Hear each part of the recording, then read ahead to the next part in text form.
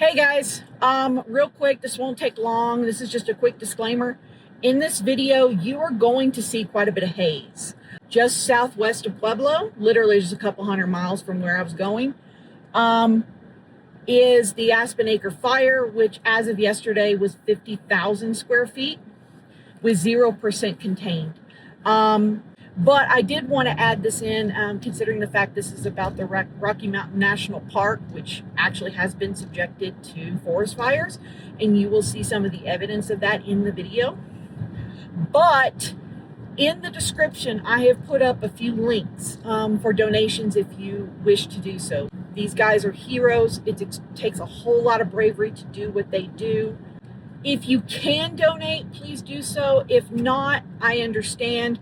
But other than that, I hope you enjoyed the video, and ride safe, guys.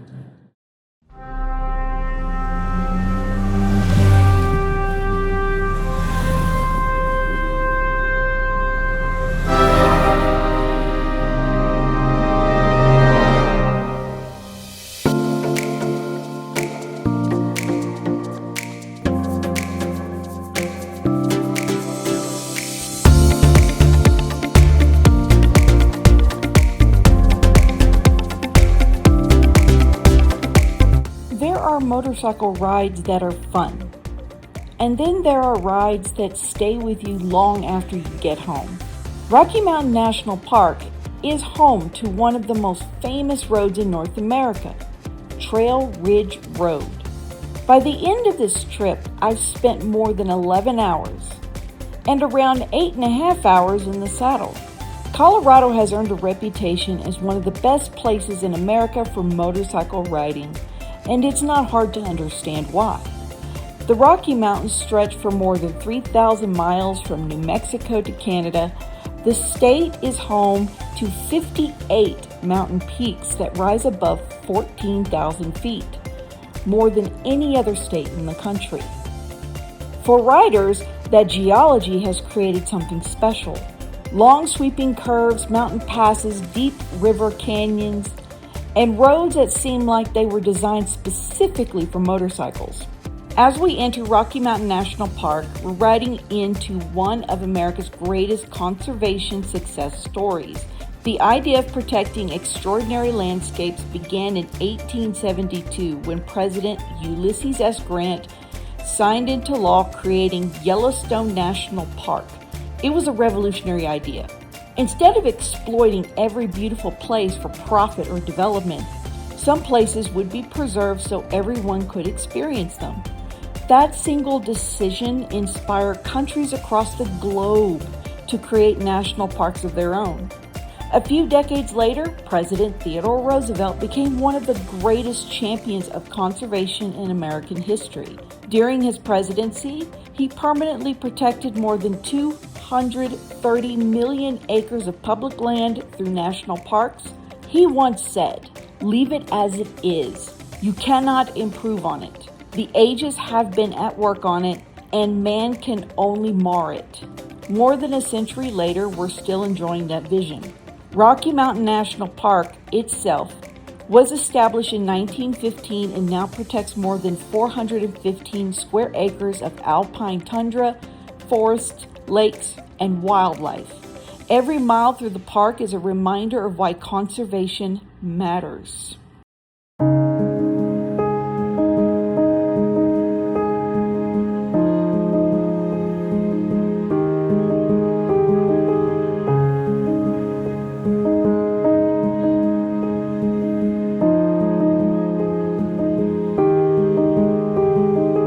Even in a place as beautiful as this, nature reminds us that change is constant. In October of 2020, the East Troublesome Fire became one of the largest wildfires in Colorado history. Driven by powerful winds, the fire crossed the Continental Divide and burned into the park itself. Entire mountainsides changed in only a matter of hours. The burn scar is impossible to miss. But recovery doesn't happen overnight. Some forests take decades to return, but nature has an incredible ability to heal. The burn scar may be part of the park's story now, but it certainly isn't the entire story.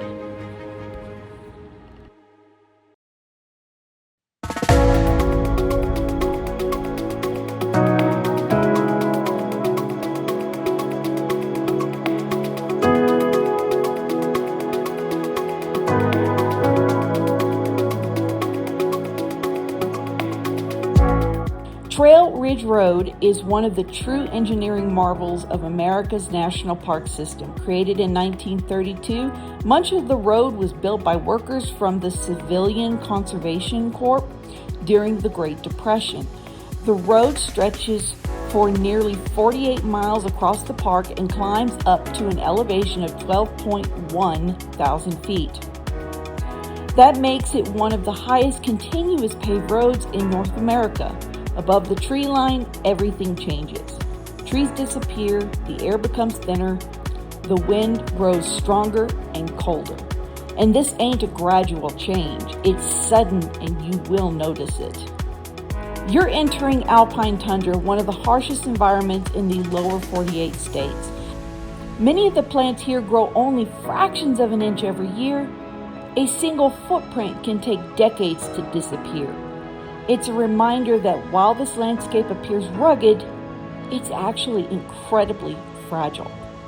As we get to the top, you will come across the Alpine Visitor Center, a great place to stop, rest, enjoy the scenery, and get some great food.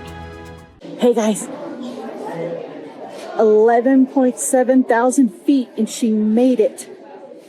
I didn't expect her to make it. Not carbureted. That's exciting. And she ran beautifully. It's gorgeous out here. It's absolutely beautiful. If you want me to try Pikes Peak, which is 14.1, let me know in the comments. I don't know if she can make it at 14.1. Started out at 10 a.m., an hour later than I actually intended. I made several stops. It was only supposed to take about 3.5 hours here. It took me 5 hours. I hit some pretty bad traffic on I-70. Craziest part, it's probably going to take me another 3.5 hours. So total 8.5 round trip, which will be the longest I've ever ridden on that bike. I'll be honest, I'm exhausted. I don't know how people who are iron butts actually do this day after day after day. Big props to whoever can do that. It will be a long day, but I will give myself a whole day of rest tomorrow. I'm excited. I got this high. One thing every rider should know before tackling high mountain passes is how to recognize altitude sickness. It doesn't matter whether you're in incredible physical shape. If it's your first trip up the mountains, altitude can affect anyone. Another thing to remember is that descending a mountain requires just as much of attention as climbing one. Use engine braking whenever possible to help control your speed instead of relying entirely on brakes. When brakes overheat, they stop working. Choose a lower gear that keeps the motorcycle stable through the corners. Not only do you get to enjoy the scenery, but your brakes get a chance to cool down too. Mountain riding isn't about rushing to the bottom. It's about enjoying every mile safely. By the time I rolled back into town, more than 11 hours had passed. Traffic may have slowed the trip considerably on I-70, which I did have to pull over onto the shoulder to allow the bike to cool. It never took away from the experience.